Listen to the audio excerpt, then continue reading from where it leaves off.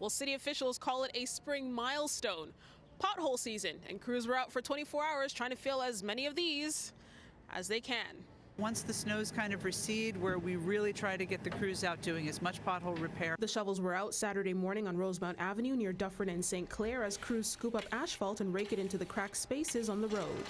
Fixing a pothole is such a small thing maybe, but it's a huge thing when you consider safety for people who are walking, cycling, whatever mobility device, or driving. Even City Councillor Alejandra Bravo rolled up her sleeves, taking one of the tools and getting a first hand of how it's done.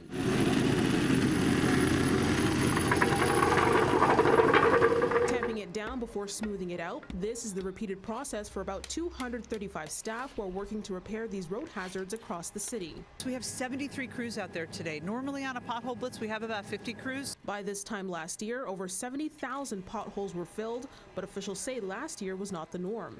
Last year was a bit of an anomaly, actually. It was a bit of an outlier because we had such mild weather last winter that we were doing pothole blitzes like this one in January. So far this year, the city has fixed nearly 57,000 potholes, higher than average for the same period over the past 4 years.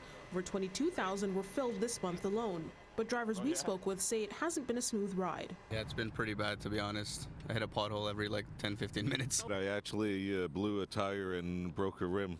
Cost me $700 on Dufferin by Shepherd. Those on two wheels have been feeling the pain too. There is staff specifically dedicated to addressing potholes and bike lanes.